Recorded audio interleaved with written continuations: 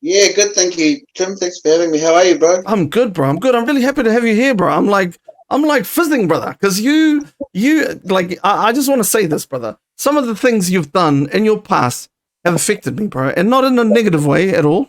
You know. Well, I was young. I was at intermediate, bro, and you and Pacific Underground came to my intermediate, and I talked to you, bro, and I was like, bro, this is and you said to me, you're like, bro, you could do this, man. You could do this too, and look at me now. Wow, Manurewa wow, Intermediate. man, they went. Wow, I loved that. I loved that. That was that was in my early years of being an actor. Theatre and education was a way of kind of getting paid in between main bills, and I really loved it. I really valued it. One, because it got me around the country. I've pretty much seen every corner, and two, it's really good training because young people are real honest, and as an audience, they're really good honest. And that's really good training as a performer. If stuff's not funny, they won't laugh. Yeah. So I actually found it really useful in terms of that, and also just getting the chance to see different corners of the country. But I appreciate that, and yes, look at you now. Look at me now. I'm rocking the Wakanda shirt, and I'm good. Yeah. So but yeah, brother. So tonight, man, I just want to kind of go through everything and bro, just like pick your brains on how like everything happened because it did happen. I mean, for people like myself, young people, it was like, oh yeah, there's Oscar, he's doing that, and then Brotown hit, and it was like, holy shit. And then like Sione's wedding, it was like, whoa, what happened? But I like doing because I do my research, Oscar, and I do it thorough. Okay, I'm that guy. But like there's this whole that's just the tip of the iceberg for you, right? What is? Just Brotown, Oh Sione's wedding, yeah, yeah, yeah. I mean, that was I loved Brotown. I'm really the work that Fire Horse Films and the Naked Samoans did, and the studio and all the animators. I'm really proud of that. I really love when I meet young New Zealanders who are like kids when it came out, and their parents didn't let them watch it, but they kind of still like did the old hiding in the hallway, peeping through the crack to watch the show.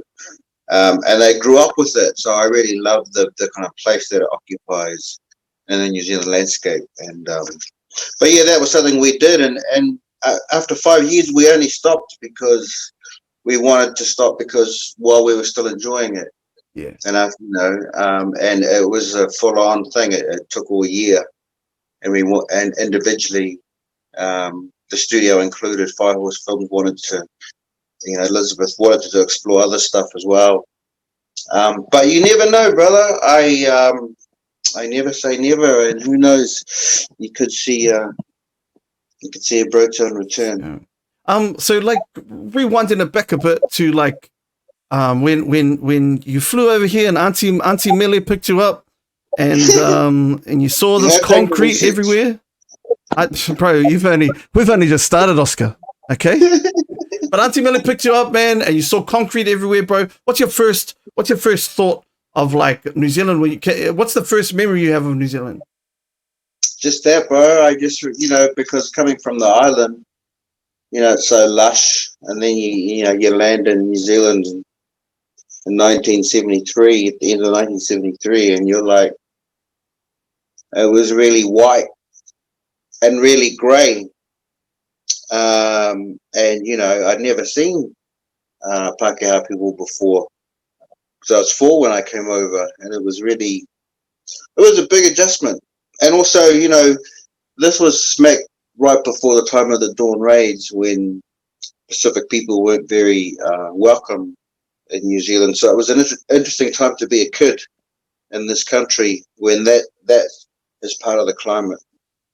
Because I mean, like, yeah, you're exactly right. When National Party are putting cartoons on TV to depict Pacifica as the villains, and that you would have seen that stuff on TV, right? Oh yeah, completely, and just also saw it on the news. It's no different to what Muslims more recently and Asian people put up with, seeing that kind of stuff about, on the news about their communities, coming under attack like this. There's always around every election time. It's happens as sure as clockwork. Immigrants get blamed at some stage for something, either the housing crisis or law and order, or you know, putting pressure on infrastructure. So Pacific people aren't the only ones who've had to adjust to these attitudes. Yeah. Bro, can you explain to me what the elements that go in to making the perfect Virginia smile, brother? Does it need to be on the side or what? No, you know what? It's crazy because you're talking about the first time I had my school photo taken, and I was like 6 years old, and I remember the photographer saying, smile, and I didn't know how to smile. It wasn't something, someone asked you to do. But my favorite cowboy was the Virginian, and he used to have this kind of far-off look and smile, and I tried that. And you know what? I saw that photo like years later as an adult, and it was spot on. Oh, man. I mean, I got that smile down. If you compared an old photo of the Virginian with that particular photo of me at 6, it will be an exact match. And here's the key, because you asked. You basically just put the thought in your head, and then it comes out on your face. Okay, I'm too young to know what the Virginian was. Just a cowboy show. Just a cowboy show. Well, that's all like a TV cowboy. I did see it, but man, like Matapo Primary, bro. What are some cool memories that you had of Matapo Primary? Oh man, Matapo was cool. Even though I said it was a tough adjustment at first. Primary school was where I met New Zealand. Meeting kids. Māori kids, white kids, one Chinese kid. Remember, it was the 70s.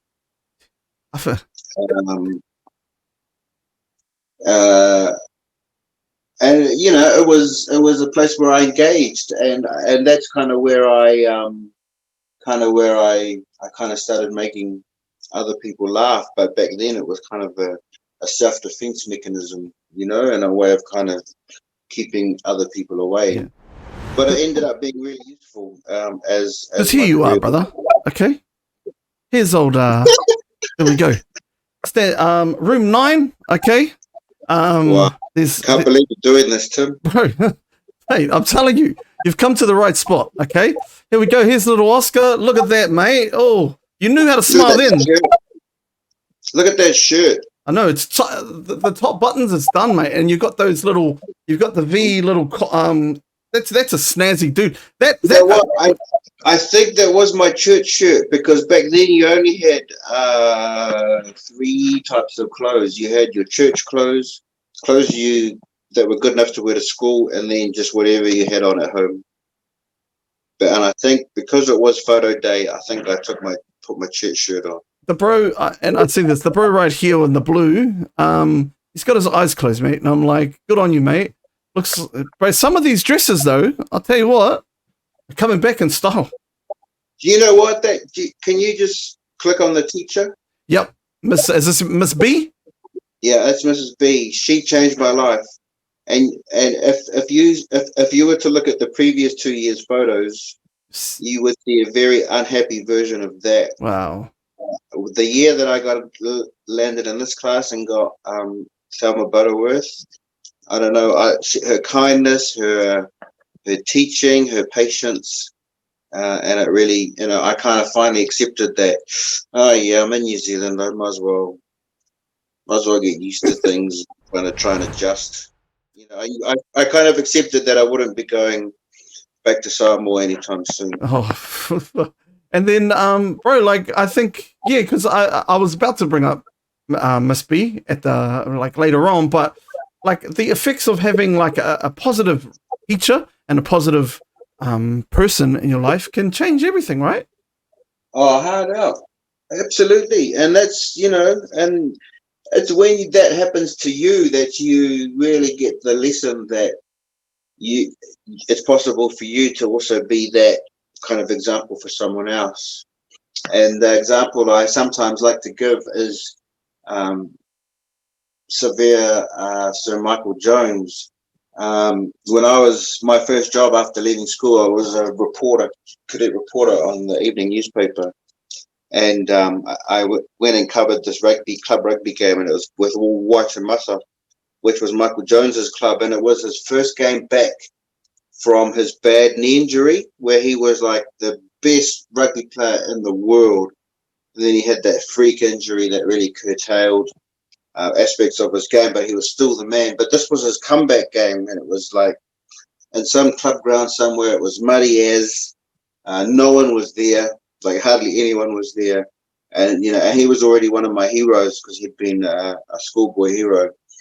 And I went up to him, and I remember saying, "Oh, hi, hello, Mr. Jones. I'm really sorry to bother you. Blah blah blah. I'm from the Auckland Star. Do you mind if I have a little talk about, what it's like coming back and how your knee's holding up, blah, blah, blah."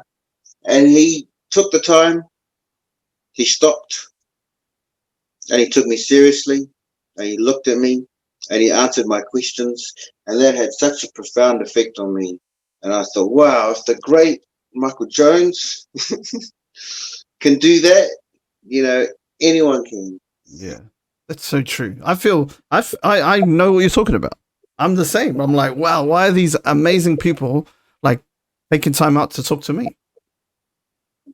I still don't have I don't have an answer to that question to me. Yeah, I think we're all, well, what you're offering with your platform is, a chance for other people to, I don't know, get their voice across and kind of use it. You're offering your space up, and so that's important. It's a chance to engage with the community, and also just to talk about fun stuff. Is it true that like the first time that you got actual laughs was like the time that you thought like there was an earthquake drill and then you went under the tables? Yeah. Yeah. I mean, I was a shy as kid. I was still learning English. I never understood what the teacher said, so I just looked at the other kids, what they did, and then just copied them. But this one time, I don't know, I must have been feeling really confident, but I thought, I'll get one step ahead.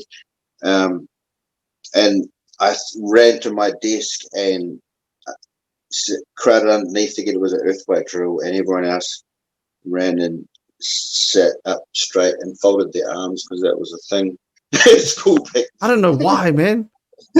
I still have like teachers that stress that, like back straight arms.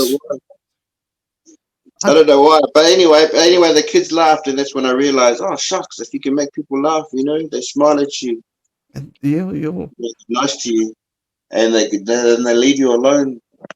What's your favorite Eddie Murphy skit from Raw? Delirious is my more favorite one. Yep. That was his first one in 1984. That had a seminal effect on me. I was 14 at the time. I loved the whole show. I loved his Mr. T. Yo. I loved his Michael Jackson.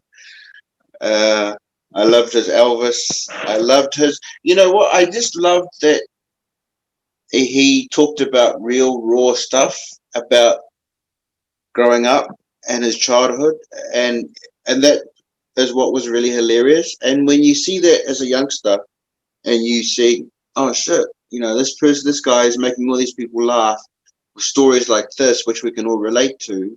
And so that means when you start doing that stuff, then you know it's going to work.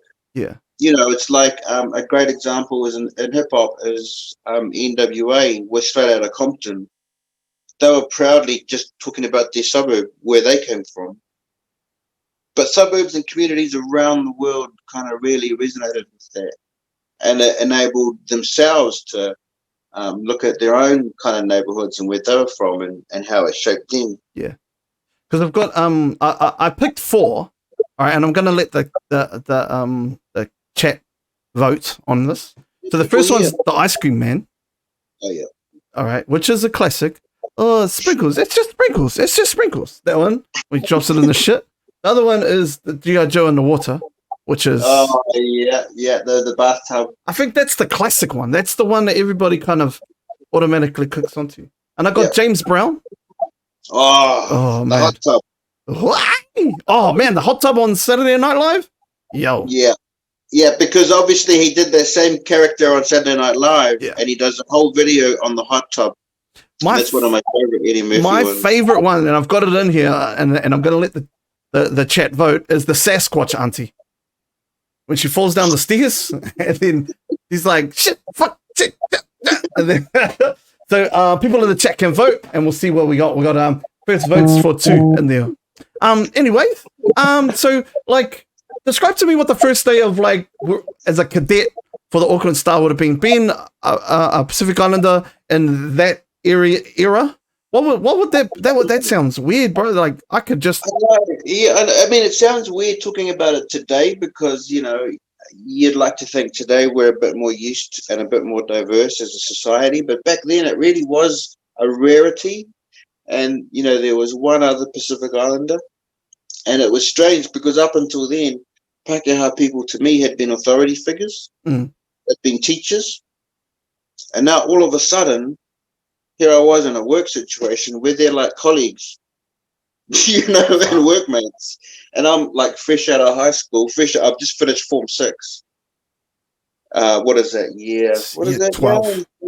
Year 12, yes. I just finished year 12, and I get a job in town working at this newspaper, and it was real old school too, and it was quite an education. It was like another step up from.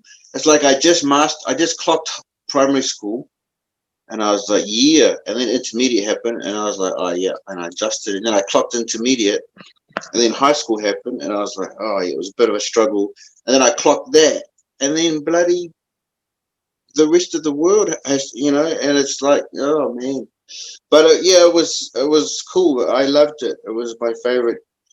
It was the job I always wanted, and I managed to do it straight away. I'm so blessed I got to do that. Because I mean that kind of like opened your door up to like, or not open the door up, but taught you around writing and journalism and things, correct? Yeah, and also another thing that happened in there is because my name at school growing up, and my name that my family calls me, is Osa, and it was while I was a newspaper reporter that became the English version, Oscar.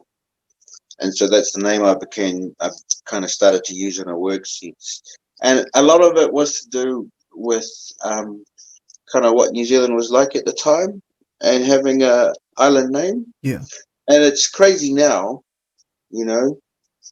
but, this was as a result of a chat with the editor at the time who kind of recommended that I do that because it would make it easier for people when you meet them.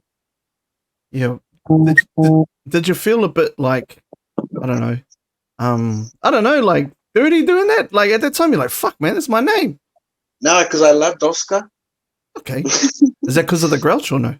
No, yeah, partly him, partly Oscar Wilde, because I loved reading and I loved Oscar Wilde and The Happy Prince. And I kind of always did think about that also because people butchered it all the time.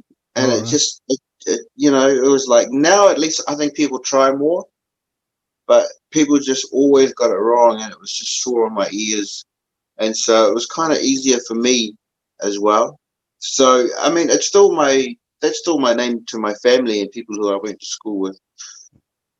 It's just kind of a professional name, but because I love Oscar Wilde and Oscar the Grouch and Oscar Goldman from Steve Austin, I didn't mind. We're gonna go a bit of a time travel at the moment for this one, Oscar. I want you to, and I need your acting. I need it on. Okay, we're gonna put you in the role of a car salesman. Okay, and I want you to sell me this car here. Okay, I want you to sell me 69 Valiant VF, brother. A car like this sells itself. A 69 VF and that classic box shape that Valiant's had. This one's a particular fine nick. And one of the nicest features of the VF is those indicators on top. See those two lines? Yep. Those are indicators. Oh, wow. Just these, I'll highlight them, just these little bits here. And look at the wheels. Like, they've put some really fat wheels on it. And also safety-wise, that's one of the coolest cars on the road. If you were, it's like that Flight of the Conchords song, Most Beautiful Girl in the Room. Yep. If you were in that car on the motorway, you would be top 3 of the cars on the motorway. Oh, okay. Well, look at that. Does that sell it? Yeah, that does sell it. Why is this car so important to you? Well, 69 was the year I was born. Yep. And I always loved Valiant. It was my first car. It was the first car I got stopped by the police and asked to be searched. I was 19. And I don't know, I'm just very fond of Valiant, and my dream is to have another one eventually. Because I think, yeah, you mentioned it in quite a few interviews. What's that one? Is The it, car. Yeah, the car all the time.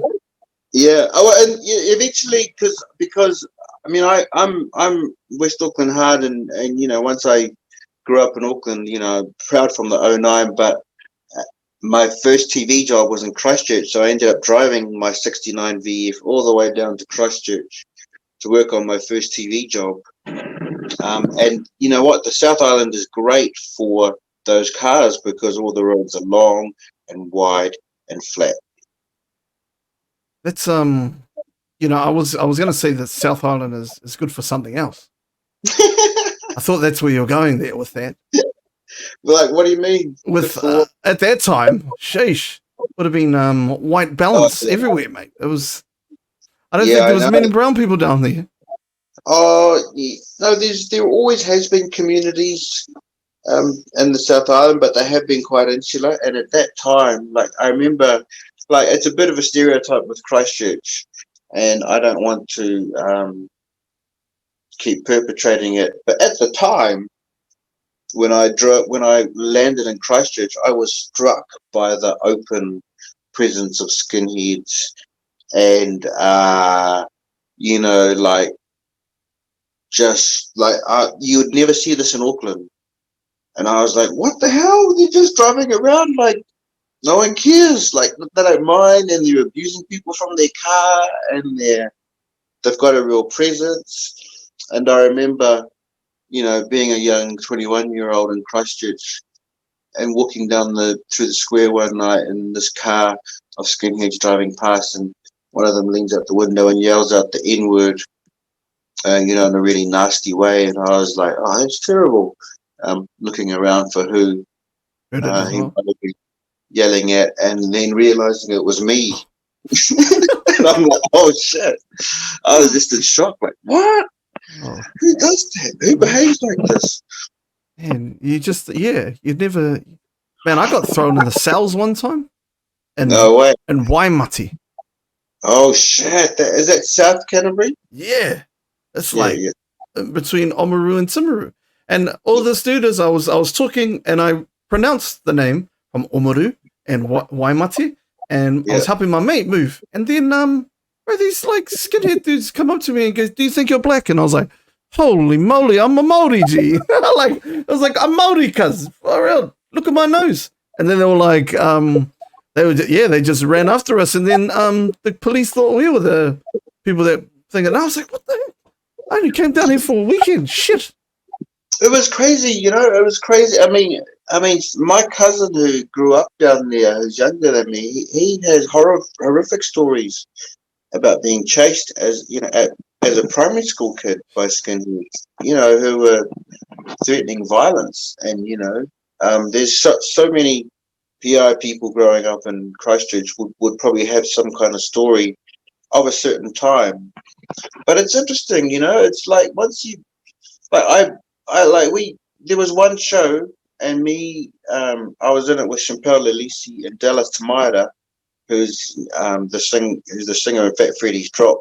But at the time, he was acting with us in Pacific Underground. We were doing a summer Shakespeare, and one of the roadies, one of the sound guys, was the skinhead guy from Timaru, and we were the first brown people he hung out with. Like he had never ever. But because he was working on this job and we were the show, and we were like, we just didn't care. We were like, oh, yeah, sweet. But for him, it was a real trip. And by the end of it, we were mates. Oh, yo. We were mates, and he was growing his hair. Oh, sweet. So you guys were the... Man, I think I might have to hang out with you. I need to grow my hair just about this area. Yeah, he just hadn't, I think so many I think so many cases of people who can maybe hold these views is because they're from certain circumstances that where they're quite insular, where it's quite easy for them to hold these views. But a little bit of engagement with the real world that we all share, it's got to have an effect. Uh, So I'm just trying to hold my phone so I get the flag in the background. it's all good. We know you're Samoan, Oscar. You can put it down. We know, mate. No, I really like it. It's awesome, though. Look at that. Question: Is there life actually in the fridge, bro? It's actually one of the most beautiful. I mean, look at that beautiful blood red. No. Then you've got the blue corner. And then you're color coordinated with your Pistons top on.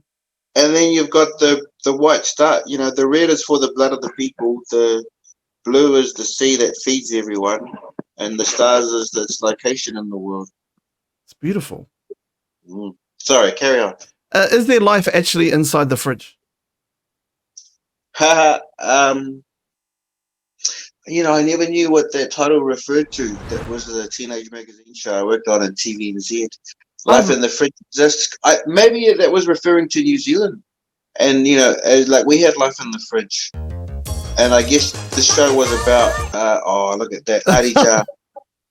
This is one of the catchiest tunes, and I know you can't hear it, but this is catchy. Arija did the titles. Life in the Fridge exists.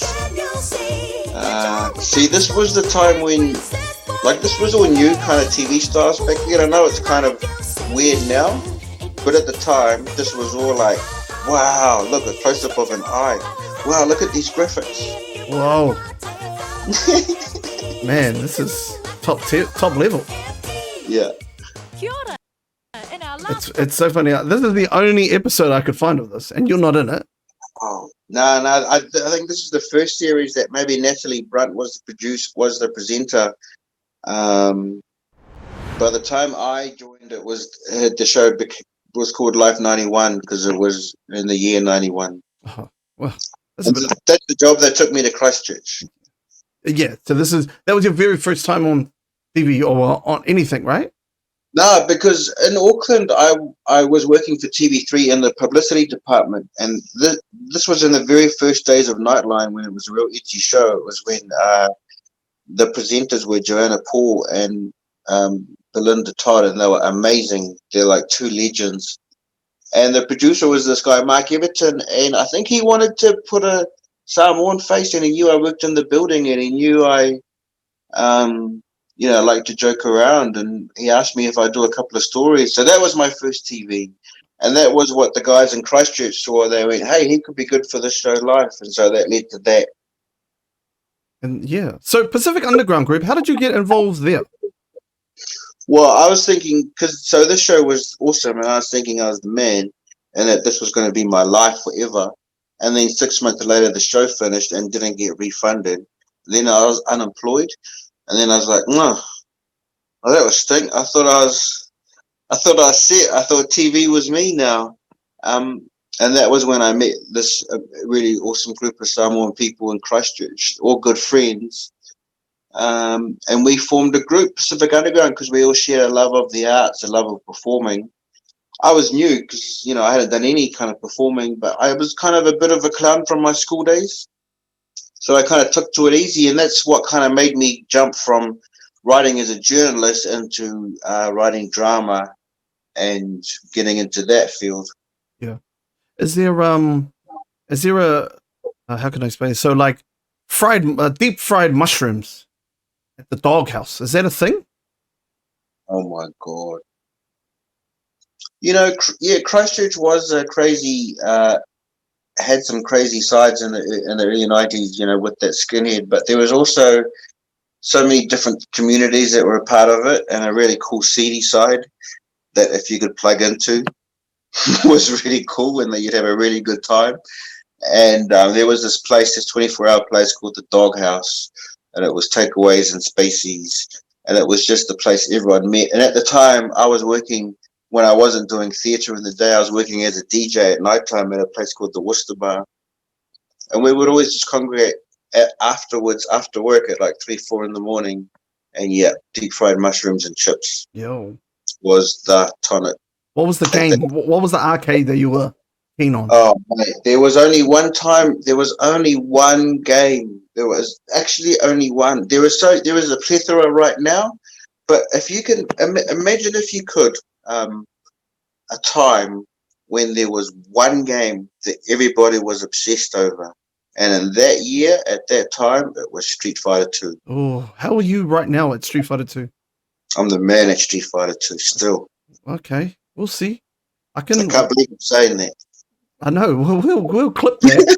We'll clip that and send it to some people, because I know there's plenty of people that will take that challenge on. Oh, mate, just because, and it was all because of the hours of practice I got at Street Fighter. And you know what? This is how good I was at Street Fighter. You know, once I mastered Ken and Ryu and Guile, I thought, I might start exploring these other characters. So I learned Blanca to such a degree that I was unbeatable with Blanca. Right. I come to Auckland, and one time there's this bar. They've got a Street Fighter 2 game in the corner. I challenged, because that was in the days where people actually lined up to challenge. I beat the incumbent, bro. I'm there till 3 a.m, taking on newcomers. Sure, I was mostly being cheap. Hey, but there's no such thing as cheap on Street Fighter. Not when you're out and the goal is to save face in the club. Win's a win. Yeah, win's a win. Yeah, and boy, they were getting annoyed, but that was one of my happiest. Probably the happiest Street Fighter 2 moment. Pretty sad. We have that in common. I am a Blanca player. I play Blanca too. How good is he? He's hey, anyone that can beat the Kens and Ryus is him. Okay? Because he can slide under the fireballs. Yeah. And then he can do the up thing, and he hits them when you do the dragon punch. And that flying double kick. Yeah. Yes. And then even the back, there's a little sweep that he does with the back foot. You can go underneath fireballs on that. That really annoys them. Yeah. When you get them with the back, with the turnaround sweep. And you know what else annoys them is the knee right next to them. Yep. And when they try to get out of it, you follow that up with the eating. Yep. That right. Yeah, bro. Yeah, bro. Oh, that just infuriates any opposition. Only Street Fighter 2 heads will know this. Please excuse them. Yeah. Don't worry about them. We're in this. The one that I used to like doing is, the rainbow ball, they call it, when you go, you do it and he jumps back and then jumps over. I used to love doing that and landing on the other side of them and then grabbing them and biting them. See? Well, look at that. Yeah. I dabble. Do you know, I always found Blanca was susceptible. The only character I didn't like playing consistently as Blanca against was Guile. Yeah, because the same type of thing. Because he had that big, long, sweeping kick, and he had the somersault kick. Yeah, he had the sonic boom and the blade kick. Yeah. And the blade would get you. And then the turtle, they do what they think. They call it a turtle. When you hold down back, and then you just wait there, and then just keep spamming sonic booms, and then you'd slide under. Right. Yeah, I feel the pain. While we're geeking out on Street Fighter 2, I just want to talk about Dalsim and how his most annoying, because a few of them had secret moves. Dalsim's really annoying one was that you can make him invisible. The problem was you never knew where he was either. Yeah. until you got punched. And then you're like, oh, what's the point of having a character invisible if you can't control them? Oh, man. And anyway, but another proud moment in Street Fighter was when I mastered the super throw with Guile, the delayed two-finger, the right and left quick, and then the two-finger punch. It's one after it's the bottom one, and then the top one slightly after the super throw. That was a freeze. You know how to freeze? No, that's a different one. Because in order to unfreeze, you need to do a super throw. Yeah, I remember that now. Oh, Oscar, we just opened up a can of worms, bro. We could talk Street Fighter all day, brother. You're talking to the champ. Yeah, of course, after Street Fighter, then you got Mortal Kombat, then you've got what was that other one? NBA Jam.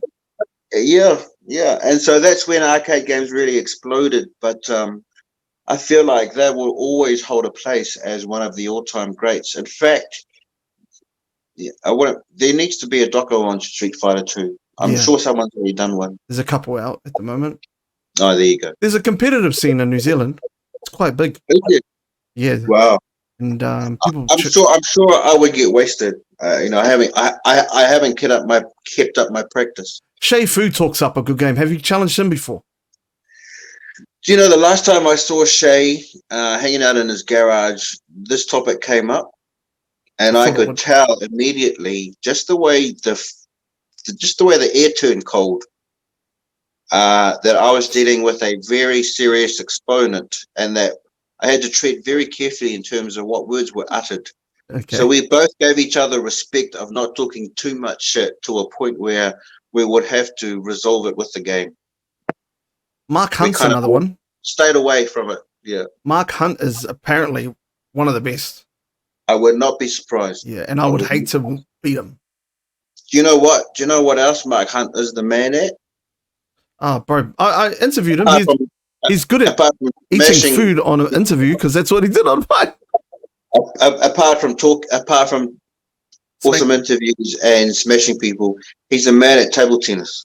Yeah, I've heard this too. I asked him, has he ever been beaten? And he said, yeah, probably by 4 or 5 people. And I was like, who are they? And he rattled them off name by name.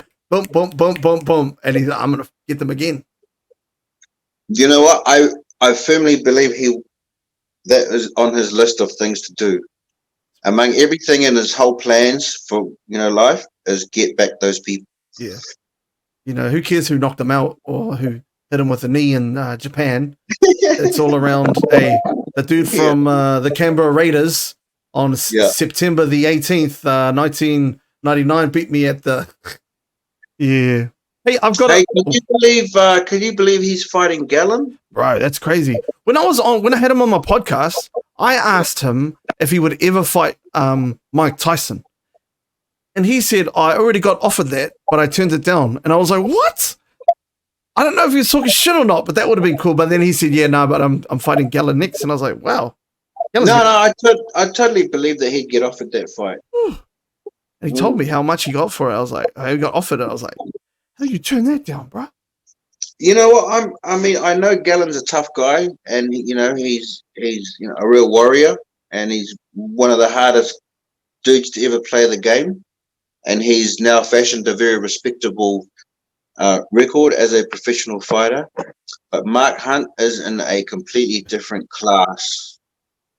Yeah, and so I do worry for poor Gallen. I know he's tough as but Mark Hunt was made by fighting. So, man, look at that, just sidetracking. But so how did you get onto skits, bro? So skits was 97. By then, I had been in Christchurch 5 years doing theatre with Pacific Underground. Rest in peace to Michael Hodgson. Shouts to Simon Small, Tanya Mishamotia, Koss, and everyone from there, Erele Efapor, and everyone from P. Lusa Tamati as well. It was such a long time ago, but I was looking forward to getting back to Auckland because I did miss Auckland and my family. So this was a chance in Wellington, so it was kind of halfway. So when the job came up, I trialed for a week at Gibson Group because they were making skits, and I was I kind of didn't take life that seriously, and I had a very kind of fun attitude to my week-long trial, but that's what worked. And so Dave Gibson offered me a job, so I went from earning nothing and working in theatre to earning a decent wage as a television writer, and that was kind of the beginning of my path into screenwriting. Yeah, because man, like looking back at it, and I mean, some of them are dry. Like I was like, those things, and the only thing that I reckon holds up is the Samissis, eh? I think maybe that's because I'm from South Auckland, and and I just know, I know people like that. I know my mate's mums are like that, and my mate's dad is like that. Like Dave Fale, and then yeah. So, bro, were you a part of like writing for that, for the Samissis? Not at the beginning. It was created by our friend Dave Armstrong, and Dave Fane was in the cast. I remember him giving me the script and saying, "Oh, this is a sketch we're going to do on our show, and it's called Milburn Place. And I was reading it, and I was reading all the lines for the minister, and I was like, "What the heck, Dave? Are you sure?" And he's like, "Yeah, it's going to be fun." And it was awesome. It was an absolute hit, and I think they tried to spin it into a series afterwards, but I'm not sure New Zealand television was quite ready. But that was, that was a cool show in order, in order to get some work, and some really good people worked on that show and managed to get practice performing, writing, and acting, and actually just having a paid gig in comedy, which is pretty rare. Yeah, well, especially that time. Yeah, and it was after that I kind of got into the Naked Samoans, and it was a jump back into theatre.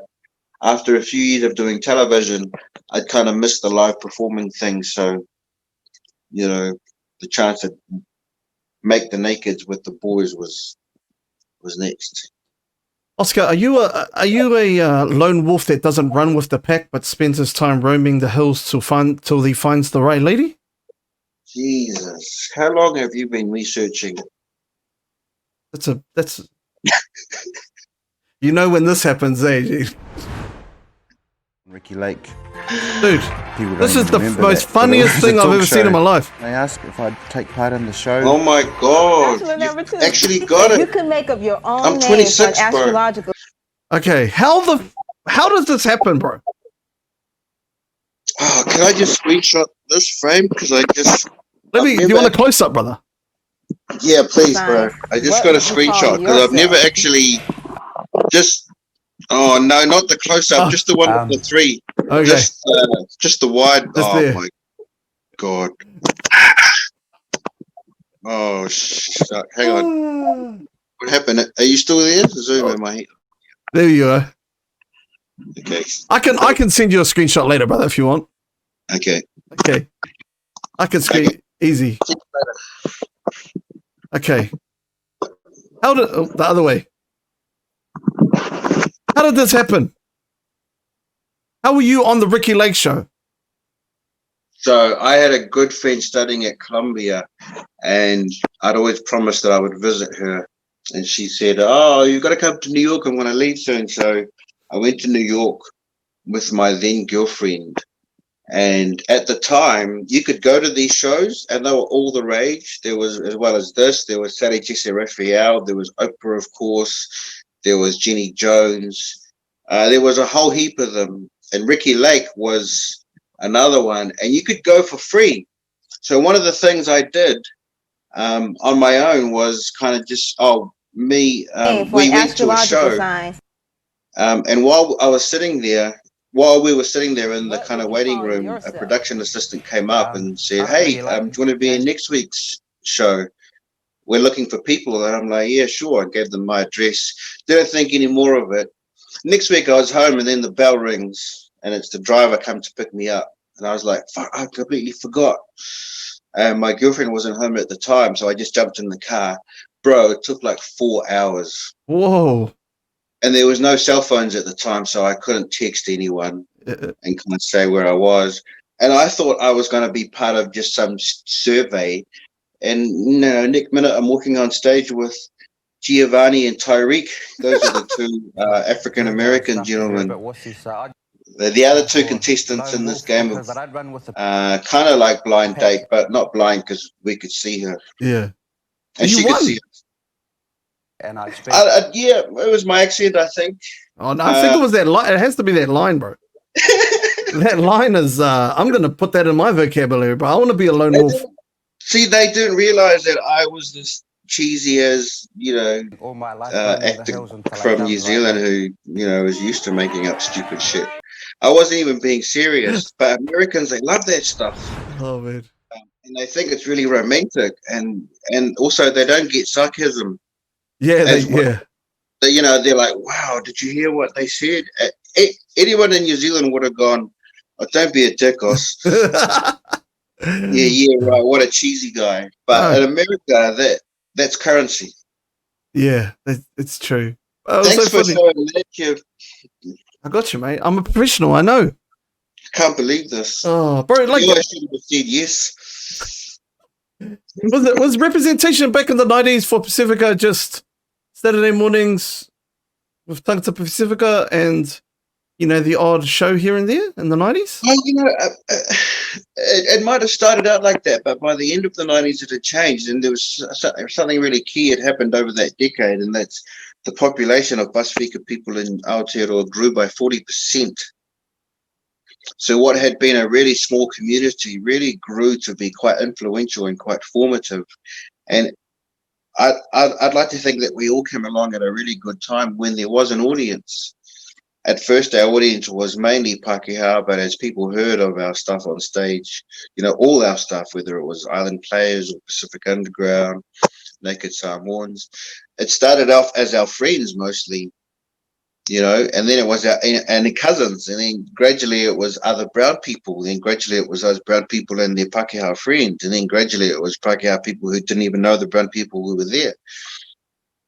And eventually, from doing all the stage work and building a bit of a following, that's what John Barnett from South Pacific Pictures noticed. And he asked our mate James Griffin to come up with the story. And Sione's Wedding was born. I love how we're kind of following the chronology here. It's happening quite effortlessly. Well, I'm the best, Oscar, that's why, Oh, you really are. Did you have to, change your material up when you guys got, especially with the Naked Samoans, in terms to bringing in a wider audience, mainly white people, more European, or was it just did it naturally happen, or was there stuff that you had really. It wasn't that we changed our audience to suit our material to suit the audience, or it was just that, white people are people too. And they just loved the stories, and they appreciated the stories and the craft and the art of it. And we didn't have to. I think it's a bit of a myth that people feel they have to tailor. I think anytime you try and tailor your stuff to any audience, it's going to miss. Yeah. Whoever that is, you actually have to be kind of write what you want to see and tell the stories that you want to see and that will interest you and people you love and stuff and people from your community, and then it'll take care of itself. So it's not that I don't know, it's like the worse we were, the more people loved it. I think in terms of, if you want a good example and an exemplar of somebody that just made stuff for their community and it got everybody kind of jumped on board, was you, because Naked Samoans kind of grew that. You guys went even to Scotland and did your stuff there. Yeah, that was crazy. We went to Edinburgh Fringe Festival because that's the path, man. If you do comedy in New Zealand, you have to eventually take a show to the Edinburgh Fringe Festival. If you do the Laugh Festival, you've got to go to Edinburgh Fringe. It's amazing. And we went in 2002, and when we went, Flood of the Concords went, the Humour Beast went. That was a group that Jermaine had with Taika, and everyone was just. It was just, and Reece Darby was there, and it was all kind of just Kiwis supporting each other in the midst of this huge village of performers from around the world. And I remember one night, this group of Scottish women came in, and they were drunk as and kind of yahooing, and halfway through they realized it wasn't a strip show. Was that when Robbie came out? They were like, "Oh, yo, give it up for Robbie Magasiva." They were on a hen's night, and they must have got tickets thinking it was a strip show because it was Naked Samoan. I see what you're saying. The Trinity. Anyway, so we realized this, and so kind of side of stage, we did manage to convince Robbie to take his shirt off as work it into the show, so that at least they would have some element of a strip show. Yeah. Oh man. Hello, Robbie. Shout outs to Robbie. I get, because I think and that kind of nicely kind of rolls into Brotown, because pretty much all of the characters that were in Naked Samoans were just the extension onto the kid version of them. Is that how it worked? Yeah, well, we did a show called Wake Me Up Before You Go, and it was set in the 80s, and all the characters were 14 years old. And one of my best mates in the world, Elizabeth Mitchell, I worked at the Auckland Star with her. And about the time we were doing The Naked, she was working in television and coming up as a producer.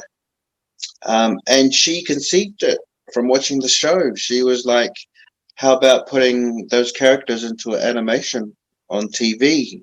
And we were like, well, we're all in our 30s. We're too old to play 14-year-olds. Animation makes perfect sense. And so she created Fire Horse Films. She built the studio. She got all the people. She raised the money. And she wrote the show with us. All we had to do was just turn up and write. We all wrote it together and then performed it. And that was Brotown. And, we managed to drag in a lot of really cool friends and people who were part of it as well over 5 years. I think it's probably one of the most kind of like, just in my everyday life, like I still quote things from Brotown, like all the time. Probably my favorite is Up Your Ass Robbie would be one of them, Poor Robert. Poor Robert. He's a really good mate, and he loves. I'm sure he loves that he was in Brotown as himself, but I think he did have to put up with people saying to him in public, randoms, "Up your ass, Robbie," for maybe for a little bit after. That was on like one of the first episodes, too. I think it was the first episode. Yeah, the one. That's right. The quiz show one, eh? Yeah. And then, just so many. And I think, and I remember, I mean, the only people that actually had a problem with it were like academics, right? That's I mean, you can't make out with everybody liking it. So people are always you're always gonna get people who don't like it.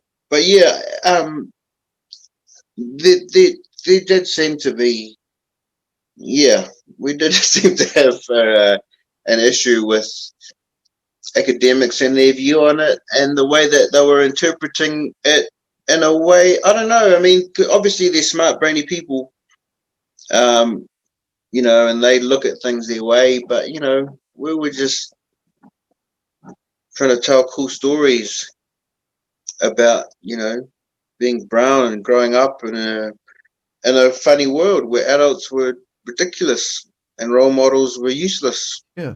And we weren't saying adults are ridiculous and we were just anyway. Yeah. I think there was a heart to Brotown. I would hope that really shone through, the love that the boys had for each other, and the way they always kind of stuck together through all their adventures. And I would hope that that's what people mostly take away from it. But yeah.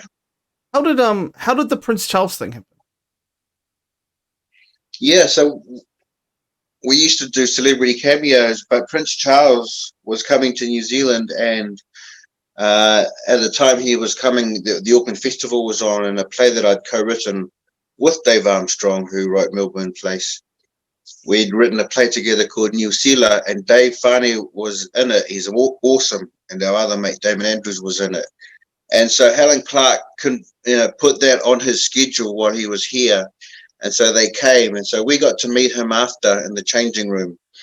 And one of our office workers, one of the production staff, was working in the maidment as an usher. So she planted a microphone for us. Yep. In the changing room. James Bond shit right there. The Mission Impossible. And so when Prince Charles came in and, introduced, and he was a lovely man. And Dave, I was too scared, but Dave, told him, we work on this cartoon and we'd love you to do a voice, and would that be okay? And he was like, oh, I'm not so sure about that. And Helen Clark, bless her, love her, always will. She vouched for us, and she was like, oh, go on, I've been in it. Anyway, and he was like, okay. And we were like, oh, we happen to have this mic handily placed. Can you say Morningside for life? And he said Morningside for life. But we ended up using every single word he said in that exchange. We put it in the show and just wrote a story to make it fit. And after we'd already done it and went to air, we got the letter from the Royal Palace saying, because we asked officially as well, and we got the refusal saying that he doesn't do that kind of stuff. You're like, too bad, he's already done it. He's already done it, but because we met him and kind of just bum rushed him, but he was a great sport to do it, and I'll always be grateful for that he was a great sport and had fun with it. And he's only ever been in 2 TV shows in the world, and one's Coronation Street and the other one is Brotown. I know. Like that's cool, bro. That's cool, man. What's another cameo that you were like surprised that you got? Sam Neill. Sam Sam Neill? Neill. Every cameo we had, man. Cliff Curtis, Keisha Castle Hughes, Sam Neill, Trinity Roots, because they're Jeff DeMaldi's favorite band. All the Musos, the Finn brothers, Neil and Tim, the Concords, all the All Blacks. We got Tana Umanga in, Frank Bunce, some of the Warriors as well, Owen Guttenbiel. But we were just able, and I think probably my favorite though is because we had a character who was the PE teacher, who we named Mr. Jones, of course, after the great Michael Jones, who was a hero to all of us. And so, of course, he looked like him. And so I had to ring him to ask permission whether he would allow us to do that. And so I got his number and I rang him and I said, "Oh, we're doing this cartoon. We've got this character who's a PE teacher. We all, you're a real role model to us. We want to pay tribute to you by making him look like you and calling him Mr. Jones. Is that okay?" And do you know what he said? He said, "I want to voice the person." So good, man. He's such a legend. Well, Sam Neill. Yep. Man, like he's got the same birthday as you, eh? That's right. September 14. Me, Sam Neill, Nas. Yep. Jimmy Butler. Dave Jeannie Gibbs. Is that right? Yeah. Jimmy Butler. September 14. Nas is a crazy one. I read somewhere. I don't know where I heard it, but apparently there's heaps of Virgos in the world because they're usually conceived around Christmas and New Year's. Oh, at a happy time.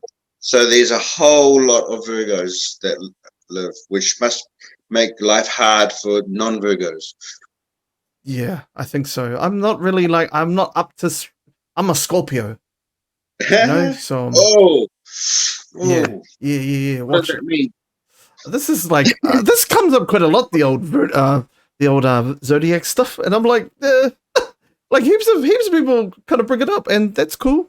I don't know, Oh, it's just another fun lens to look at life with. You don't have to take it too seriously. Yeah. Where's the craziest place you've seen Brotown being played, like in the world? It's crazy to me that we sold it to Cartoon Network in South America, and that as part of that, it was translated into Spanish and Portuguese. That's cool. I love it that there are South American people who know New Zealand because of Brotown. One of the reasons they know New Zealand is because of Brotown. And it's pretty buzzy to me that we sold it to Russia. We didn't even have to translate it at all. But yeah, it's pretty cool that we're able to send it, and that it's still. I mean, it was screening on Vice, and available on Stuff. Quite recently. So people who really want it can still see it. Do you think there's And I think it's had a bit of a resurgence through TikTok as well. Oh man, like it's everywhere. Like it's just the liners, man, the one-liners. And then kids don't know what it is, like the ones that are on TikTok, and then they figure out, and it's a whole new generation of people saying "up your ass, Robbie." I know, I love it. There's because we wrote some really stupid stuff, and some really smart stuff as well, and some really kind of political stuff disguised. And I love it that there's a whole new generation of kids, and even friends. Their kids are slowly being introduced to it, and there's a whole new generation of people that kind of. I reckon if you love Brotown, you vibe a certain way. If it resonates with you, it means that on some level within you, you really resonate with the material. Do you think if Brotown would have came out today, it would have got like a, one of them? It wouldn't have been as well received as it was.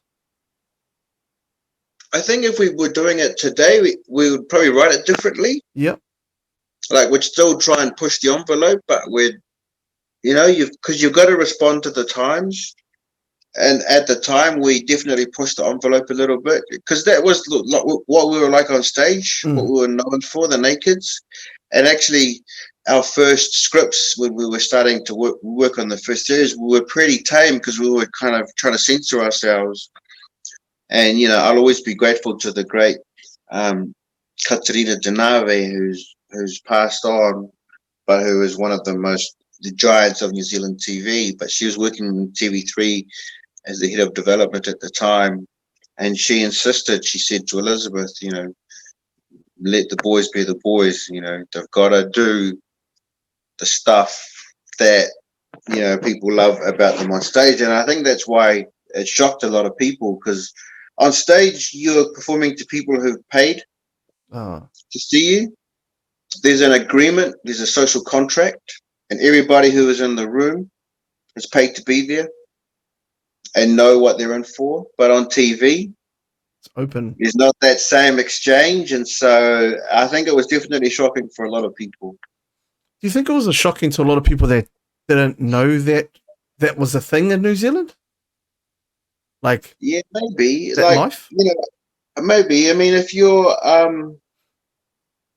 this isn't speaking for all Pacifica people, but I know it's certainly true for me and my friends and circles. Racism was kind of part of our bonding material and part of our kind of our landscape growing up. And rather than get annoyed by it and let it affect your life, joking about it was a thing.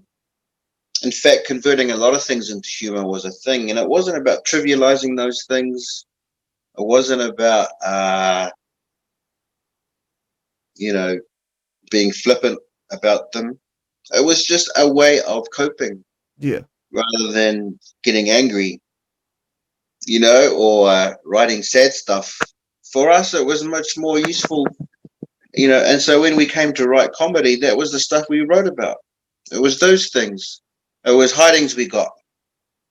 One of our shows, Wake Me Up Before You Go, one of the most hilarious scenes for our audience was when the character played by Mario Ngawā gets beaten up by his mum. And it's set to the music of Rocky. And yeah. All the boys come on with different things for her to use to beat him. And it's all kind of stylized and it's a riot. But the things we bring on get more and more ridiculous. But weirdly, they were all things that we all experienced getting hit with. The vacuum cleaner, the jug cord, the jug, especially the vacuum cleaner, the iron and the cord. And people found that hilarious. And on one hand, it was great that people found it funny. But on the other hand, it was also kind of a sad commentary on how common that kind of abuse is for a lot of us. But that's what our plays were about. And we kind of took that spirit into the television show. And I know, for a lot of people, they might have struggled to adjust to that. But we were just that was how we were. That's how we told stories. That was our chosen method of, every group's different. And for Elizabeth and us, Dave, Chappelle, Mario, myself, for all of us, that was just stories about growing up in Aotearoa, but told in a entertaining and humorous way. Yeah. Like I said, if it's not your environment and you are not part of, if you don't have mates there, that's their environment, it's very foreign. And then, a lot of foreign things are very shocking if you don't know about them, Yeah, but on the other hand, I remember one time walking on Queen Street, I met this Canadian couple that had just arrived, and they came up to me and said, we saw Brotown, we love it. Immigration should give it to arrivals when they come to New Zealand, because it's like, in a nutshell, really explains the kind of political, humorous landscape for any visitor, That's often a great way you can get to know a country, is to watch what makes them laugh. Yeah, that's true. And Siones, it was just one of those things that it was kind of like, wow. And I have to be honest, I partook in the old. I got that one that came out in November when it's supposed to come out in April. Did you? I had Chris Graham on my show, and I asked him how many fence posters did he punch, when he found that out, and he was like, "Oh nah, man, it was all good." I was like, "Nah, bro, that must have been some shitty fucking feelings going on, man." What was your feelings when you found out that it got pirated and someone from the production company took it home and it went all around everywhere? Well, getting pirated is one thing. That's at that time it was starting to happen a lot, and it was normal. People were, because of the internet, people were finding other ways to consume media, other than buying the official copy. So it wasn't that. It was the thing that it was the first copy that came out was because it was stolen from the production office and then copied, and that was a little bit hard because I feel like, I don't know, I just would have loved a purer idea of how well I could have done. And I remember around Christmas being at Otara Market, and this guy was like, "Hey Oscar, nice, good film." I'm like, "What?" And he's like, "Shirley's Wedding," and I'm like, "Doesn't come out till April." And he goes, "Oh, I've seen it." And I'm like, "What?" I'm just in total shock. And then, finally I kind of just went, "Oh, well, please go see it when it comes out." And he was like, "Nah, I've already seen it." And so I don't mind, pirating is just part of the landscape. It's a thing, I wish it was just normally pirated rather than there was a pristine copy that went out there. And my own relatives and people I knew saw that copy. They didn't tell me. But you found out later. But I found out later. But it was. Yeah, and on the other hand, it was probably one of New Zealand's most pirated movies, which in a kind of backhand way is also kind of a compliment. Yeah. But anyway, that was a long time ago. Yeah, it was. So did you find the guy? Did you give him a hiding or what? I've never met him. Okay. Nah, and no judgment at all. I don't hold on to. It would have been anything. really. It was just disappointing. That's all. Especially being your first one, Well, exactly. It was our first one, and it had always been a dream for so long to be in a New Zealand movie, and to do it with my friends alongside was real special. And just would have been cool to have a purer idea of its potentials. But as it was, it did awesome. So, writing in a weird way, it went around the world. It was distributed around the world before even the distributor got involved. We had cast members who were contacted by family. They had relatives in the US military in Iraq who'd seen the copy. Like in terms of writing, was it was it just all the boys that wrote it, or was it? No, it was me and James. James doesn't get. Yeah, he tends to get overlooked when it comes to Siona's Wedding because of the nakeds and because of me. But James actually came up with the idea and the characters, and he invited me. He thought, can't write this on my own. We need a. I'll ask Oscar. We were mates. We met at Shortland Street, and so we wrote it together and crafted it together. And that's who's one of New Zealand's greatest ever screenwriters: Outrageous Fortune, Trivial Pursuit. Trivial Pursuit. Nothing Trivial. And just recently, West Side. 6 series of West Side. So that's my mate James, and him and I co-wrote it together. Who came up with the Duck Rockers? That was me. We were trying to think of a name, and I just remember being 13 and walking down Queen Street, and at the time, bopping was good. Everyone called it bopping. No one called it breaking. There was no 5 realms of hip hop. There was just bopping in Auckland, and there used to be contests in town, and crews would go to town with their lino and their mats and their ghetto blasters and just set up somewhere and dance. And I remember walking down Queen Street one time, and behind these 2 guys from a crew, and they had their uniform on. On the back, it said Duck Rockers. which was named after a Malcolm McLaren album called Duck Rock. Awesome Cool. album. Check it out. And Okay. so when James, years later, I'm sitting there with James and we're trying to think of a name, and that moment flashed into my head, and I was like, "Oh, Duck Rockers." And then that was it. Bro, look at that, brother. Sheesh. We're going to answer a couple of questions from the chat, and then we'll get into some Dawn Raid stuff, because that's what I'm keen on. Yeah. Oh, there we go. Oh, it's not popping up. Is anybody still there? Is there a dwindling number of people? No. Do you want to know how many people there are here? I could tell you. 5,000. There's not. I've never had that one. There's a good 40 people, Wow. Hi, what's up, everyone? Yeah. But John Campbell had 375 people, just to... Wow, shut up. Bro. And I asked John Campbell... Not even surprised. Well, I asked him, I asked him questions that he's probably never been asked before. And he was like a pig in mud, man. He's just slopping around. He's awesome, mate. I love, I've got to say about Brotown, the newsreaders were John Campbell and Cara Hirschfeld, and they became really good mates, and they did every series. Because they were the newsreaders on TV3 at the time, so we just naturally put them in the show. And they ended up being in every series, and I love that man. He's just the man, bro. Here's a question. What happened to the Brotown stock cars? I don't know.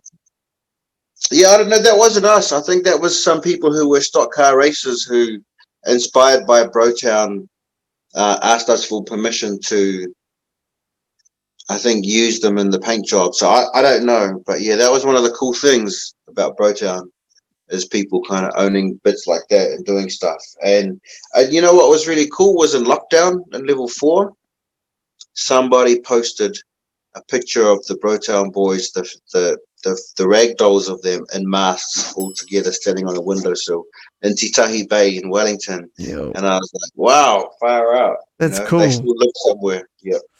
Here's the one from Amacule. She said, did you have to switch your mindset and attitudes to voice Vale on Brotown? Oh yeah, because I just had to try and remember how I was at 14. So I tried to empty my mind a little bit and be a bit more kind of earnest and wondrous about the world. So yes, I did had to adjust it and try and sound a bit less cynical and jaded, and sound more hopeful and earnest. Here's another one from Mystics. Mystics says, what was the reasoning behind the plot, the reasoning for the plot behind Sionis 2? We just wanted to kind of, with this, I don't know, I mean, I'd have to ask James.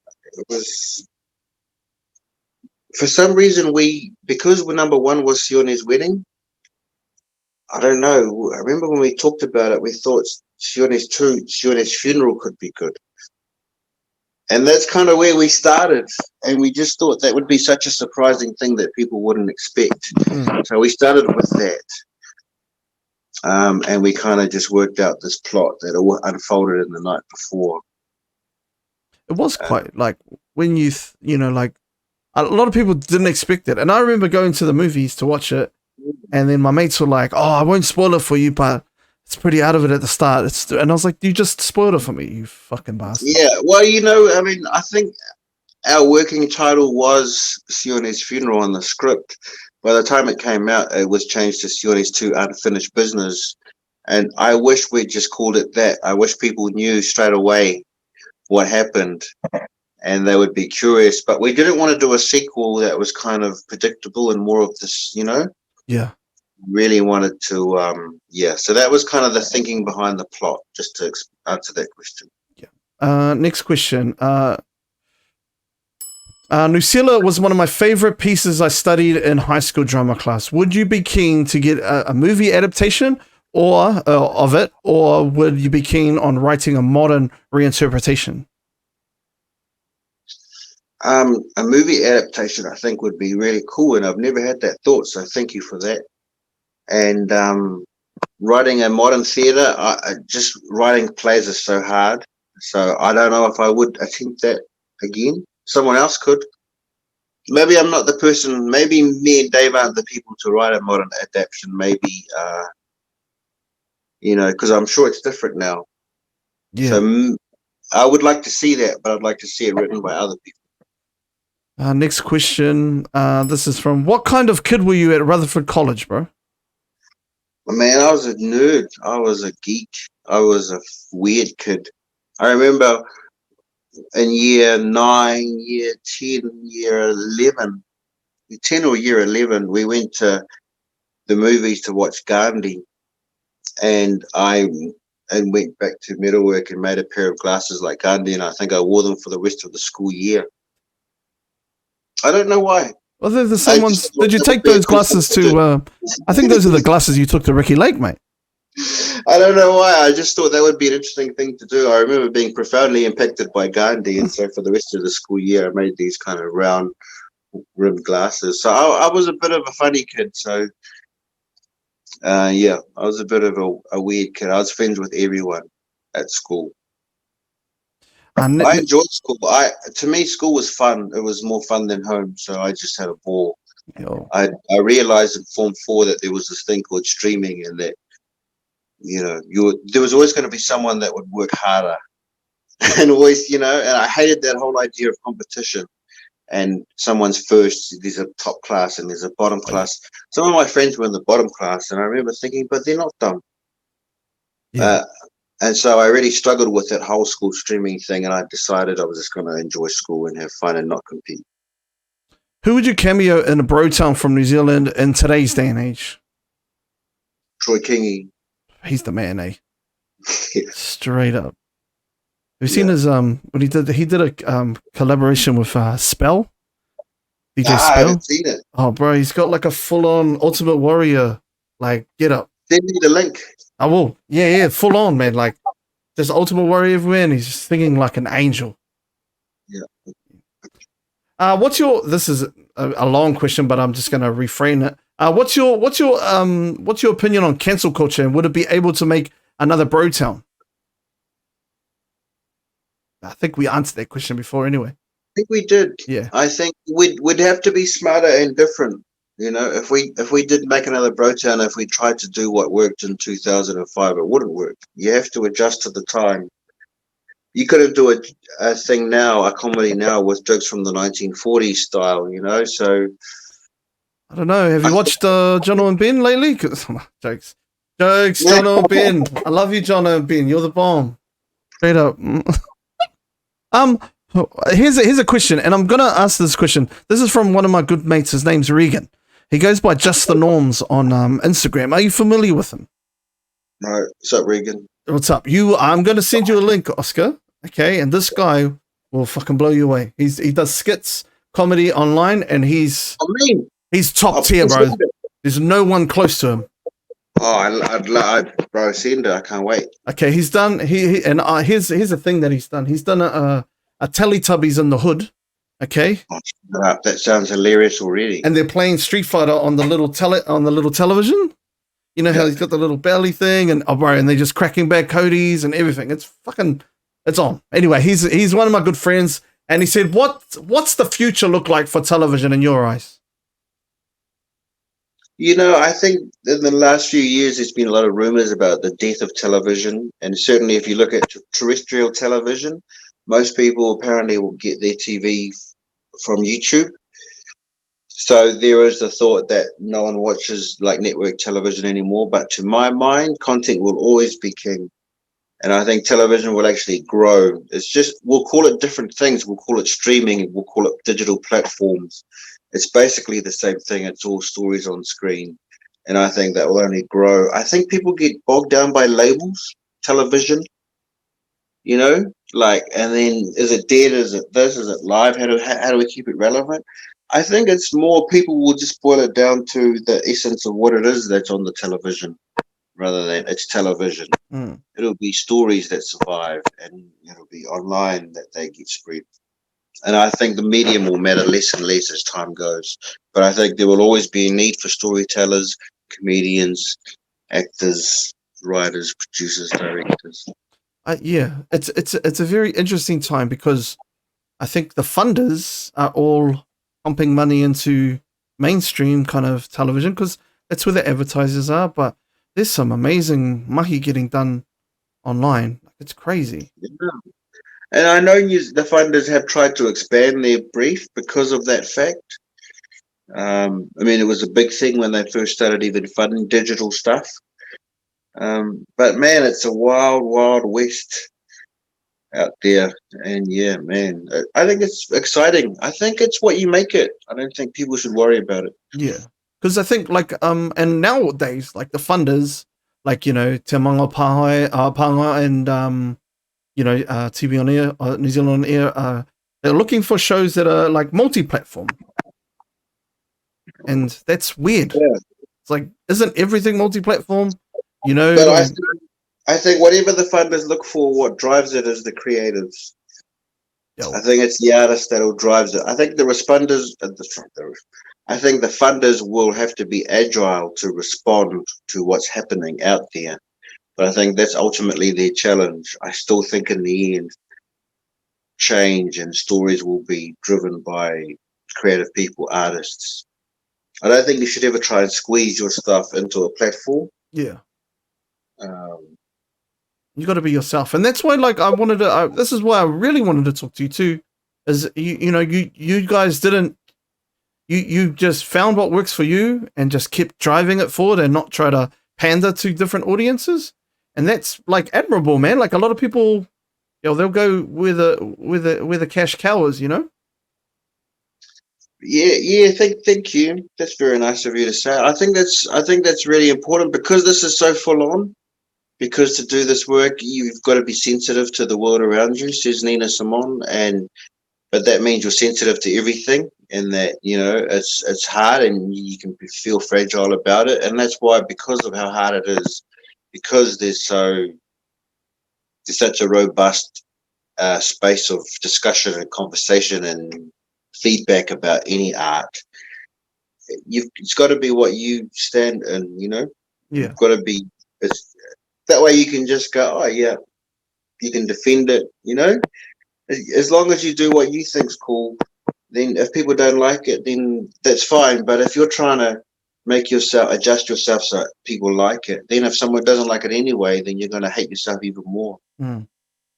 So I think if you look at everybody that you love, going to Eddie Murphy, to Taika, to Concord, to John Clark, to Billy T, to all the greats in America and the UK. Everyone you love that you really feel is because they're really personal with it, and they've been uniquely themselves, as opposed to trying to fit themselves into another shape.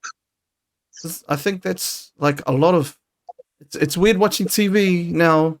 And I just think to myself, well, I haven't watched TV for a while, but when I do watch it, it's the same people, like the same. It's your Jonos and your Bens, and it's your Shortland Streets, and it's your, it's the same people, and then still, I think something else that drives it is advertising, and I think there's still a conservatism about that, in terms of. Every now and then people do something different and really out there, and then the advertisers leap on it because they go, oh, it works. But it's not, people's taste will change it. But yeah, the cool thing is people don't no longer get their stuff from one source, right? That's true. And so those things aren't as relevant and don't have the same power that they once had. Yeah. Like back in the day, it used to be one reviewer in the newspaper could, make or sink a show, because everything, because that was the one reviewer. As technology's changed, there are more opinions and people can be more diverse with it. And, there are less gatekeepers, I reckon. Yeah. But like, is there many brown gatekeepers? Even the gates themselves are kind of illusions. If you think about it, we kind of, use that term gatekeepers, and we kind of ascribe a certain power to these people who have an ability to open or close doors to us, paths to us, when actually they don't. There is always path around those people. You know what I mean? Yeah. There's always a path through them, and I feel like we give them more power than what they have by even kind of making that a thing. Yeah. I mean, if there's a gatekeeper, we'll choose another gate. Make Yeah. one yourself.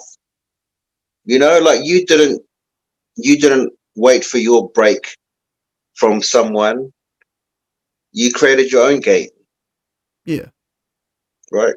But No you, one stopped you from expressing yourself doing this. yeah.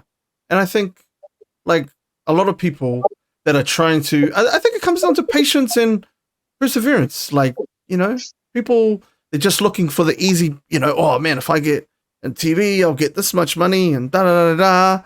But at the same time, it's like, hey, if you could create, like, everybody's got phones, everybody can get a good camera, like, you know, and find people that can do that. You know, it's patience. Yeah, yeah, 100. I mean, I couldn't do what you're doing. Everybody's got to find their own path. But yeah, as you say, you know, if you really want to, if you really want to have something, you'll do it. Yeah. I mean, It's the same as true in music. You know, you look at all the great artists. I was at the music awards on Sunday, and I was just struck by the amazing talent that you know, Benny being a prime example, Drax Project. You know, a lot of these young artists who, you know, Drax Project were discovered busking. You know, they didn't wait to be signed, to be given permission to be something. They just made their art. You know, I think that we have lots of examples of that around us. Benny's, you know, and Josh 685. Oh my God, you know, he won the International Achievement Award in his last year of high school. Um, that's extraordinary. And you know, I mean, some of our greatest entertainers waited years in their career to do that because of how things were. The world's changed now, and you know, Josh was able to do his with his home beats he made at home. You know, he conquered the world. So there's huge examples of people that didn't necessarily even visualize gatekeepers. yeah. I mean, well, you know, like with the Josh thing, I mean, like it was the power of the internet, really, and the power of TikTok and the power of getting his stuff out and then, you know, securing the bag and getting paid for it, which was what a crazy story, eh? Like just in this garage in Moneydale down the road, he literally lives like a 10-minute walk from my house. Amazing. And you know, look at the video, you know, he had all his boys on it. Look at the other night, you know, the performance, you know, doing the whole Slim Shady thing when Eminem had his whole crowd of guys in white t-shirts and blonde hair. Here we are seeing the South Auckland version play out at the AMAs. It was cool, man. I hadn't been to a music awards for ages, so that was, you know, went to peddle the film. Went with brother Dean Andy, Oh man. but they hadn't been for years either, and so but it was a good night. Let's get on to that, bro. How did this conversation happen to get this documentary going? So it's made by GFC Films. Matthew Metcalf is the producer, and he's one of New Zealand's best film producers at the moment. He's so prolific. He gets stuff done. He made McLaren. He made Deadlands. He's made heaps. But also, back in the day, he made music videos, and he made this one with Brother D and Kightley. Oh, yep. And so I think Matthew was always aware of the Dawn Rage story, and he actually came to me and he said, "Oscar, we're going to make this film, GFC. Do you want to direct it?" And it was a no-brainer. It was like, of course, because I was a friend and a fan and a supporter, and I didn't know, and I always wondered what happened to them too. Because you know, when you're mates, you don't always, you know, share your hard stuff and your struggles. So when he said, you know, I want to do it, and it'll be your first feature as a director, I was like, hell yeah. And that was 2 years ago. And now look, and what is some like with that, bro, what's some of the stuff that like, how can I explain? Like, it's very this for me and for people of my age and people from South Auckland and Porirua and Blacksmere and everywhere else, all the hoods. This is a very important story to be told, and just think like for us to know that it's coming out and to be like, oh, cool, now we know, because we didn't know. Like, no, I still don't know. I'm looking forward to it. Yeah, I think January 21, man, in cinemas. Yeah, I don't know, and it was real challenging for the guys to kind of share, not just Brother D and Andy, especially as the main creators of that company, but also their artists who were a part of the film too. Just all the Deacons boys, Nana V's from Eddie's and Aradna, because it was quite a big part of their lives, and for all their fans, we're just like, oh, what happened to those guys? That music was awesome. But to them, it was very real and at times painful, at times amazing.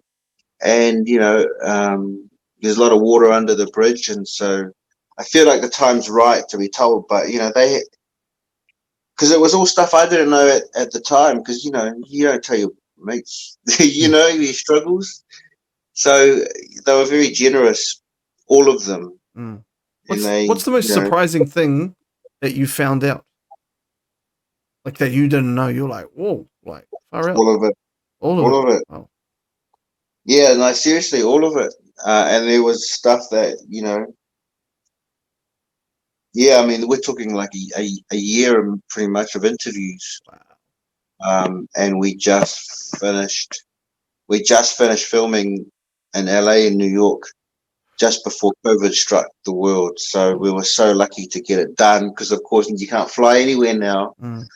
So we were so lucky. So yeah, I'm really excited for you to see it, and to people like yourself and that generation, that Dawn Raid was such a part of your life.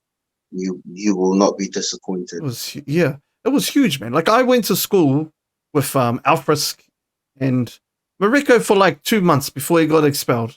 But I was at James Cook High School, and 4 schools, I think. Yeah, but Mariko like won this competition, and on some crazy show on like 11 o'clock at nighttime on Channel 2, and he won this freestyle comp. And then I was just like, bro, that's the dude that stole the da-da-da-da-da from the, like, I'm like, holy shit. And then, because Alfred used to play ball, so I played ball with Alfred. With Alfred. Yeah. And he's a big dude.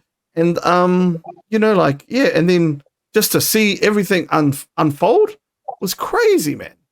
Yeah, I bet it was. I mean, he was still at school. He was still in his last year at school when they were making videos for their album. And it was crazy. It was, I think that was quite a golden time for New Zealand. The Helen Clark government was in from 99 to 2008. And in that period, the support for arts and culture, because she made herself the Minister of Arts and Culture, and like the funding to New Zealand On Air increased, music grants were made. There was so much music coming out. Dawn Raid was a really important part of it. And until then, there wasn't, UPR had existed in the 90s, and they were awesome, Phil Fuimana, and they brought some amazing talent. But they had to try and be commercial, because it's like the market wasn't ready for to see brown kids, to look up to brown kids as pop artists and stars. And Dawn Raid kind of didn't care about any of that, and kind of just went underground. They went, their first act was the Decepticons. At the time you would go, how do these group of 4, a Tongan, a Cook Islander, 2 Samoans from Southside, big dudes, schoolmates, how is it they're going to conquer the charts and then, travel the world? You just wouldn't have picked it. But actually, it had to be that real. It had to be. I'm glad that, because they were real, those guys. Yeah. And they rapped and told stories, true. And same with Eddie's and, Aradna, and the kind of period of the story that we focus on. Mariko for me is top. I'm going to say top 3. I can't put him on the number one spot. But like, I would say top three. I would completely agree with just you. lyricist, like, whew. Completely. And his album White Sunday is an absolute masterpiece. And if you have never listened to it, make sure you do. I feel like it's in the top 20 all-time New Zealand records of any genre. You have to put releasing. He's still releasing music. Like he released Pride Rock, which was like an LP that was like just as good as anything that he's done. And it's his intellect. And I had Raymond, his brother, on, and we didn't really talk about him, but he's the same too.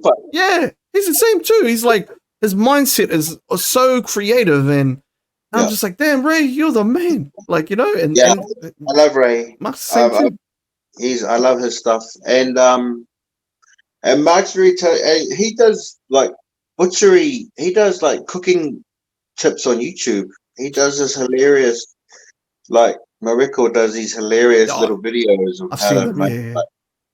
Yeah. Anyway. Yeah, but so I'm really excited, man. I'm so excited for you to see it, and I think, I think the trailer's gotten good love so far. Oh, bro, like it blew up everywhere. Like it's blowing up everywhere, and just even the poster. Like who did the poster? I don't know. I mean, it's all GFC. That's all those Flash guys. That's all that stuff. I just get sent it, and I go, wow, that looks cool. Are you guys having a premiere? There will be a premiere, so it opens on Jan 21, and I imagine there'll be a premiere around the 18th or 19th of that. So I guess earlier that week. If you're looking for a bro, like a real South Auckland bro, to interview the guests, if you want to drop a name, I'm right here for you, Oscar. Okay. Gotcha. I grew up. I was that fan. I love that. I love that. And there's a lot of people who like you who grew up with these guys and their music, and as I was just chuffed to be a part of it, and I tried to make something for all the fans that was true about these guys and what happened to them, but in a way that kind of honors them. Yeah. And what they gave to New Zealand. Oh, you know what I like about that, Oscar, is that I'm pretty sure you've got some Fijian in you, because that sidestep around my question was amazing. You hit me with the oh, that's nice. Oh no, but it's just what's the most out of it thing? I actually can't think of one. Not that question. The question about the premiere. If you need me, I'm here. Yeah. It'll be the 18th or the 19th, so it'll be earlier that week. Okay, hey, if you need me, I'm around, G. You should just come anyway, G. I can't. I can't. Well, what if I show up and they're like, "Who the fuck are you?" No, I got you, Tim. I know these ones, Oscar. You'll vouch, and I'll be there, and you'll be like, no. And I'll be like, Duck Rockers, brother. Duck Rockers. Oscar, remember me? Duck Rockers all day, brother. Oh, but a couple more questions before we leave, bro. Just a couple of quick ones. Is there a story that you'd love to tell, bro, that nobody's told you? Man, I got like 5 or 6 in my slate at the moment that I'm just dying to tell, and it's not right. The time's not right to kind of let sunlight on them yet, because they might die. They're at very delicate stages. But generally speaking, just speaking as a Samoan, and I'm not sure I'm the person to tell this, but I would love someone one day to make the story of the Mao. Yes, please. Samoa. That was the resistance movement that sprung up against New Zealand when New Zealand were in charge of Samoa, and they let in the flu boat, and it killed 1/5 of the population. I would love to watch that. And then the Independence Day that came with that. Story I would love to watch, and There's nothing. I learned about the Mao movement in university, and I was so pissed off. So I was like, why am I like 24 now and I'm learning about this? I should have learned about this when I was in high school. It pissed me off. How are you supposed to learn it if they don't teach you? That's right. I'm happy now that in the curriculum in high schools in future, New Zealand history will be taught, and one element especially that I'm happy about will be taught is New Zealand's colonial history. It also depends on the teachers too. people don't realize just why there are so many islanders in New Zealand. It's not just because we all came here. It's, there are links that go back over a century, and that's why you see so many Samoans and Tongans and Cook Islanders and Niueans and Tokelauans here.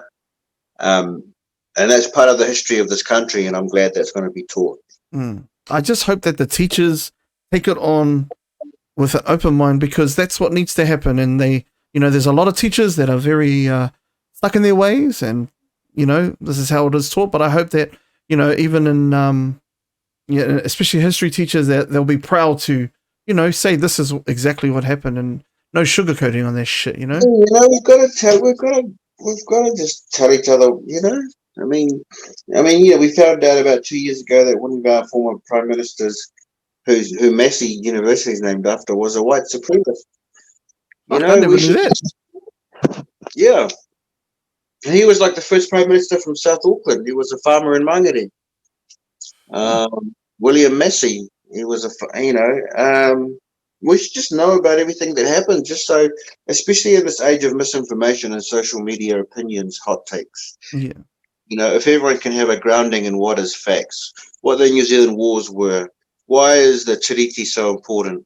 Why is why is it that we're disproportionately represented in prisons? What were the factors that led to all this? What were the building blocks that made our country, that made it a certain way?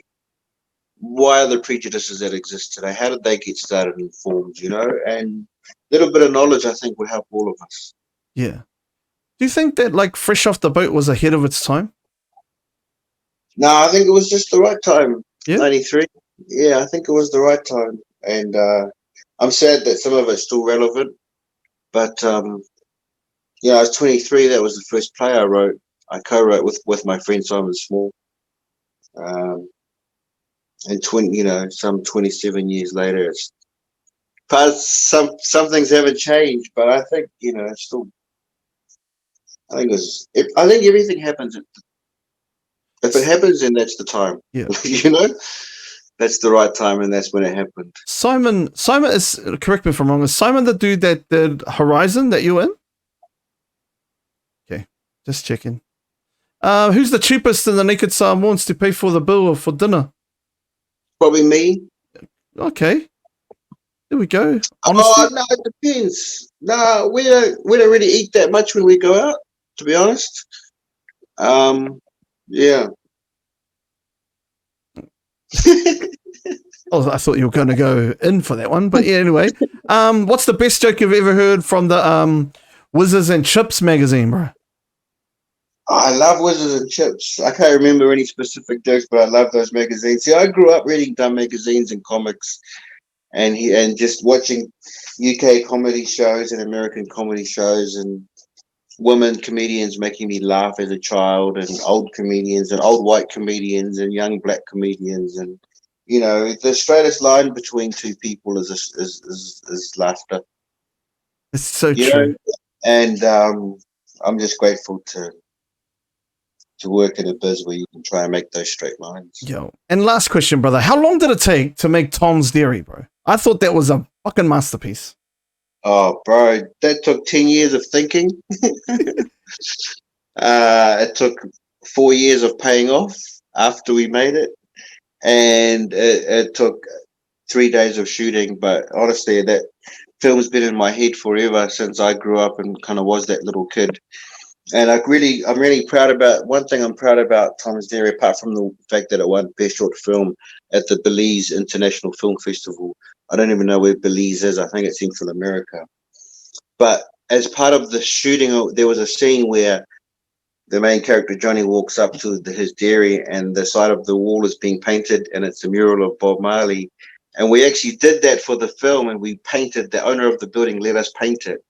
And that was in 2012. And that mural is still there. Wow. And no one's tagged it. Crazy, bro. It's still there. Crazy. I just went and checked the other day, and it's still there, and still no one's graffitied it. Oh, man. Far out. Bro, this has been an amazing chat, bro. And I'm so glad we had this. Thank you so much. I'm very, very honored and I'm very happy to have this conversation. And I've been a fan of yours since I was young. My mum took me to watch Naked Samoans because I was just like, I need to come on, I need to watch, like, these guys came to my school, like this guy came to my school, and now, like, when I was in high school, I was able to watch Naked Samoans, and then to come all the way through and watch Brotown, and to be a big fan of your mahi. I'm just in awe, and I'm very thankful for everything that you've given everyone in New Zealand, bro. Oh man, very kind words. Thank you, Tim. I really appreciate everything you said, and yeah, thanks for the opportunity, and still going, and thanks for giving me the chance to talk about this stuff. I hate talking about myself. Anyone who knows me, I know it sounds weird, and I wasn't prepared at all. I just thought, oh yeah, he's this guy Tim. We'll have a harmless little chat. Oh yeah, I get to try and sell the film, but you actually took me into some really interesting corners I never thought I would go to again, and I appreciate the opportunity and thank you for your time. Oh, bro, no problem. Hang around, bro, and we'll do a real quick debrief, and then that's us, eh? Sweet, bro. Thank you, brother.